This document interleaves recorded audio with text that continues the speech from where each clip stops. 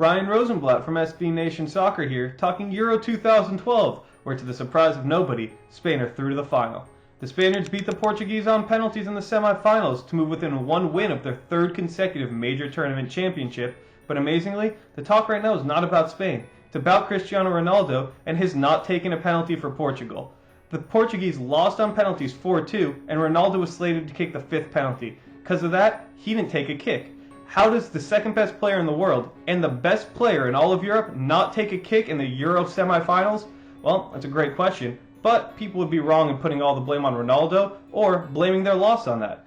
Listen, it wasn't ideal. You always want Ronaldo to take a penalty. Nobody's arguing that, and they would have been much better off if he did take a penalty. But to say this was Ronaldo's fault or to blast him for any other reason right now, absolutely ridiculous. Especially because Portugal had 120 minutes to win the match before that. They had 4 other penalties to win the match before that.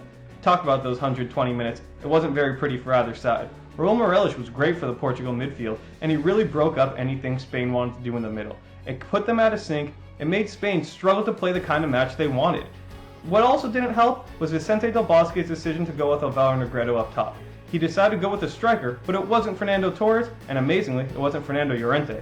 Either one of them probably better choices because Negredo was absolutely dreadful. He didn't do much, he was invisible, and when he got touches, they were never dangerous. Both Torres and especially Llorente, who somehow has managed this whole tournament without getting in a match, would have been better options to Negredo. Hell, Soldado, who didn't even make the roster, would have been a better option to Negredo.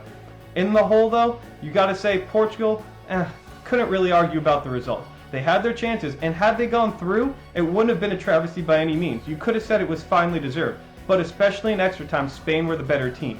On the left and the right, whether it was Navas on the right or Iniesta on the left, they really started to break down that Portugal defense, and they had chances in extra time. They could have had the winner before penalties. Instead, it took penalties to get there, and really all that meant is it took the spotlight off of them and put it on Ronaldo, who didn't take a penalty for whatever reason. It is what it is. Spain are through to the final, where they will meet either Germany or Italy. It should be a great match. Spain will likely be favored, going for the third straight major tournament trophy. Impressive, incredible, but that's what Spain is at this point. Absolutely fantastic. Make sure you stick with SB Nation Soccer for all your coverage of Euro 2012. Don't forget to subscribe and comment on this YouTube page.